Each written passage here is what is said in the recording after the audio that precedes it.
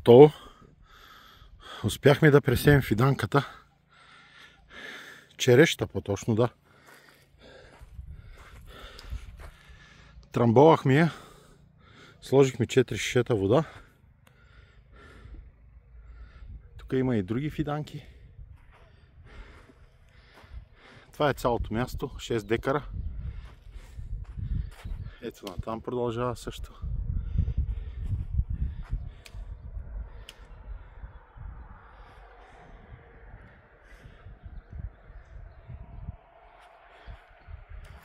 Имаме и лозе.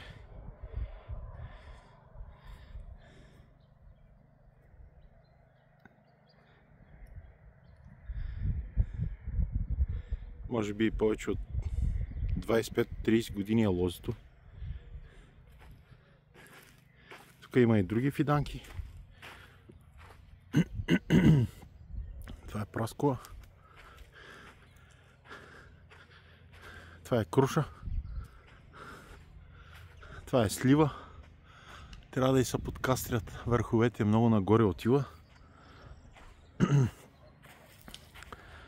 Преди всяка година обработвахме мястото, а на тая година само сме го обърнали.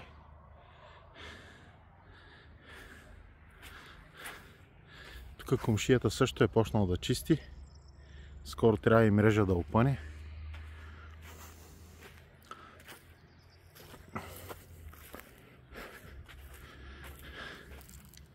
Това са дюли. И това е кайсия последното, ако не се лъжа. Тук имаше между другото лешник, много голям лешник, то даже има още останали лешници. Ето ги.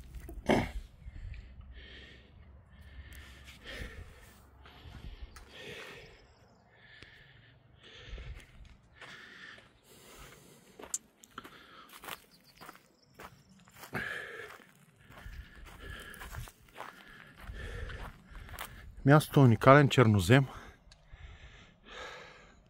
Все още обмислям какво може да се направи тук. Може и оранжерии да се сложат, всичко.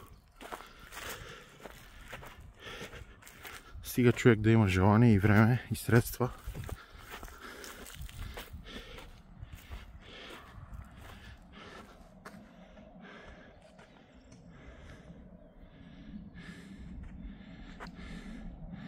Има лице и от другата страна на пътя. Преди тук сеехме зърно. Ето на това място. Там влизаше комбайната.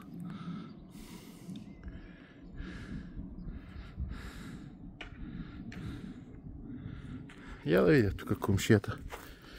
Се опъва мрежата. По кривия начин. Някой ден ще го пляскам, ама да видим кога.